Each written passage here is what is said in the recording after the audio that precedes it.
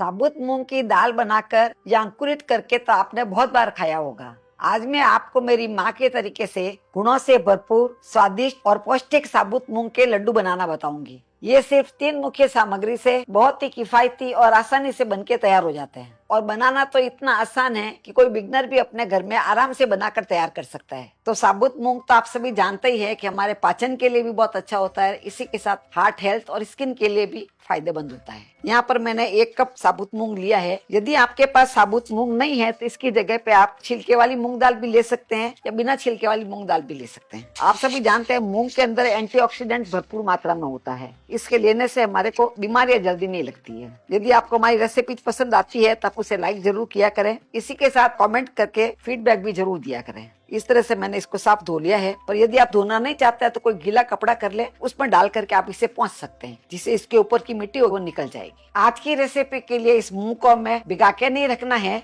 इसीलिए इसको एक साफ कॉटन के कपड़े के ऊपर फैला देते हैं, जिससे इसके ऊपर का मॉइस्चर है वो सूख जाएगा। इस तरह से फैला के रख देना है और फैन चला करके इसे 5 से 10 मिनट के लिए सुखा देंगे। अभी इसे रखे हुए लगभग 10 मिनट हो गया है और 10 मिनट में आप देख पा रहे हैं बहुत ही अच्छे से सूख गए। अभी इसको हम इकट्ठा करके एक बॉल में ट्रांसफर कर लेते हैं। ये जो मैंने मूंग लिए हैं ये लगभग वजन में 250 ग्राम है और कप में नापे तो ये लगभग 1 कप जितना है, तो उसी हिसाब से हम दूसरी चीजें भी लेंगे। अभी यहाँ पर मैंने कढ़ाई ली है और कढ़ाई में इस पूरे मूंग को डाल देते हैं और गैस को भी चालू कर देते हैं। आँच को हमें स्लो और मीडियम के बीच में रखना, ज्यादा तेज आँच में नहीं करना है और इसे लगातार चलाते रहना है। आज की रेसिपी में साबुत मूंग को इस तरह से भून लेने से इसके 2 फायदे होंगे। एक तो मूंग का फ्लेवर बहुत अच्छा बढ़ जाएगा और दूसरा फायदा मैं आपको आगे बताती हूँ। अभी इसको सेकते हुए लगभग 5 मिनट हो गया है और 5 मिनट में इसमें से अच्छी खुशबू आने लग गई है और हल्का हल्का आप देख पा रहे हैं इसका कलर चेंज हो गया है। अभी हम गैस को बंद कर देंगे और इसे एक दूसरी प्लेट में निकाल लेंगे। यदि इसी के अंदर रखेंगे तो इसका कलर और ज्यादा डार्क हो जाएगा। इस तरह से फैला करके इसे हम ठंडा करने के लिए रख देंगे।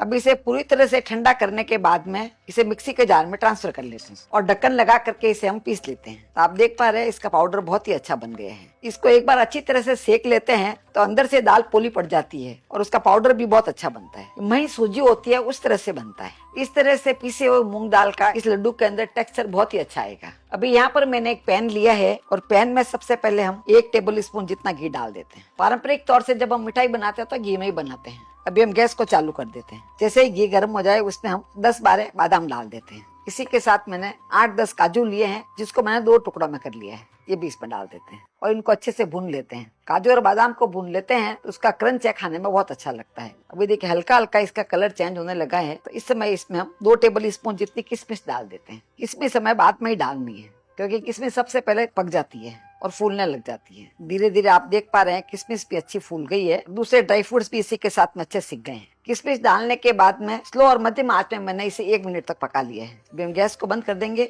इस तरह से प्लेट में निकाल लेना। ये सभी चीजें हमारी एक साथ सीख के तैयार हो गई है और सभी एकदम परफेक्ट सीखी है। देखिए अभी इसको हम साइड में रख देते हैं। वैसे तो हम कोई भी मिठाई बनाते हैं तो उसमें जितना हम मूंग लेते हैं या दाल लेते हैं या सूजी लेते हैं तो उसके बराबर घी डालते हैं, तभी हमारे हलवा बहुत अच्छा बनता है या मिठाई अच्छी बनती है। तो इसलिए हम थोड़ा सा कम घी डाल के बनाएंगे, फिर भी बहुत ही अच्छा बनेगा। तो यहाँ पर मैंने 4 टेबल स्पून जितना घी डाला है। इसी के साथ जो हमने मूंग को पीस के रखा था पूरा इसमें डाल देते हैं और सबको अच्छे से मिक्स कर लेते हैं। देखिए 4 टेबल स्पून में ही देखिए अच्छे से मिक्स हो गया है। अभी हम गैस को चालू कर देते हैं। वैसे हमारे मारवाड़ में मूंग दाल का हलवा बनाया जाता है, जिसे आप पारंपरिक तौर से घर में बनाएंगे तो उसमें घी भी ज्यादा लगता है और बनाने में समय बहुत लगता है। पर मैं मेरे घर में मूंग दाल का हलवा 15 से 20 मिनट में बना करके तैयार कर लेती हूँ। यदि आपको वो सीखना है तो मुझे कमेंट बॉक्स में लिख करके जरूर बताएं। बहुत ईजी तरीका है, कोई भी अपने घर में आसानी से बना लेगा। बिल्कुल हलवाई जैसा दानेदार, रसीला और स्वादिष्ट बन के तैयार होगा। अभी धीरे धीरे आप देख पा रहे हैं इसका हल्का ब्राउन कलर आने लग गया है और धीरे धीरे खुला खुला भी होने लग गया है। देखिए पूरा घी इसने छोड़ना चालू कर दिया है। इस स्टेज पे यहाँ पर मैंने आधा कप जितनी मलाई ली है।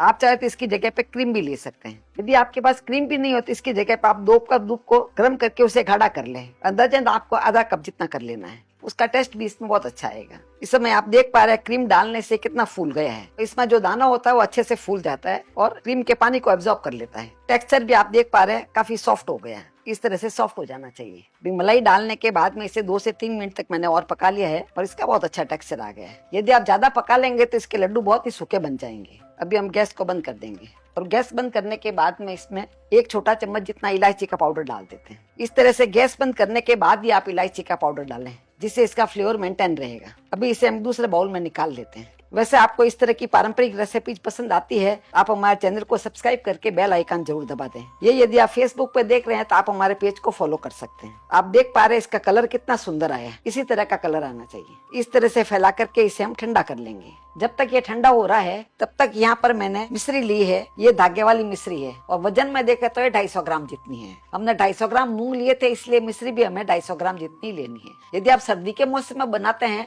तो मिश्री की जगह पे आप चाहे तो गुड़ का भी इस्तेमाल कर सकते हैं। स्वाद में थोड़ा बहुत फर्क आएगा, पर गुड़ का कॉम्बिनेशन भी मूंग के साथ में बहुत अच्छा लगता है। अब मिश्री को कूट करके मैंने इसका धागा निकाल लिया है और धागा निकाल करके इस तरह से इसे पीस लिया है। तो आप देख पा रहे हैं बहुत ही अच्छा पाउडर बन गया है। गर्मियों के मौसम में आप बनाते हैं तो मिश्री डाल करके बनाए, जिससे कि हमारे शरीर को ठंडक भी देता है और फायदा भी देता है। वैसे मूंग की तासीर भी ठंडी होती है, तो गर्मियों के मौसम के लिए मूंग भी बहुत फायदेमंद होता है। पर मेरी मम्मी तो इसे हर मौसम में बना करके रख देती थी, जो खाने में बहुत ही अच्छा लगता था। अभी साइड में जो हमने दाल को पका के रखा था वो भी हल्की ठंडी हो गई है। बहुत ज्यादा ठंडी नहीं करनी है, गुनगुनी गर्म रहनी चाहिए, जिससे कि हम हाथ डाल सके इसमें। इस स्टेज में इसमें पिसी हुई मिश्री डाल देते हैं। तो आपने देखा पूरी रेसिपी में सिर्फ हमने 5 टेबल स्पून घी का इस्तेमाल किया है। यही आप यदि इसका हलवा बनाते हैं तो इसमें आपको 1 कप जितना घी का इस्तेमाल करना पड़ता है। ये हमारे बहुत ही कम घी में स्वादिष्ट मिठाई बनके तैयार हो जाएगी। शक्कर को और दाल को हमें इस तरह से मिक्स कर लेना है, तो आराम से ये मिक्स हो जाएगी और जो क्रीम का थोड़ा मॉइस्चर होगा वो भी इसमें आ जाएगा,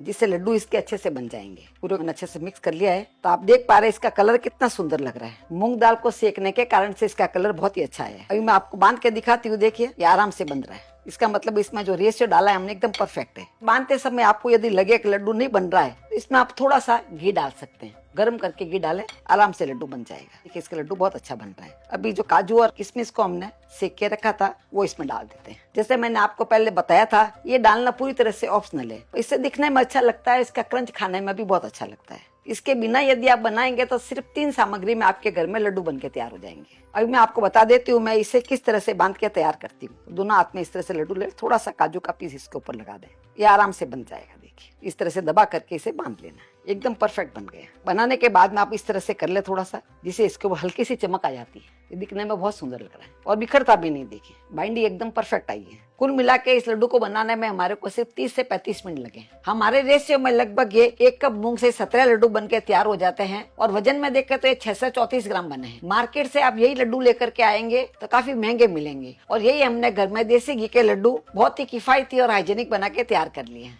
एक लड्डू मैं आपको तोड़ के दिखाती हूँ, देखिए कितना सॉफ्टली टूट रहा है और इसका दानेदार टेक्सचर तो इतना अच्छा आता है कि बच्चों से लेकर बड़ों तक सभी चाव से खाते हैं। ऐसे लड्डू फ्रिज के बाहर 10 से 12 दिन भी खराब नहीं होंगे और फ्रिज में रखेंगे तो महीना भर भी खराब नहीं होंगे। तो हम मिलेंगे ऐसे ही दूसरे वीडियो में, तब तक के लिए बाय, टेक केयर।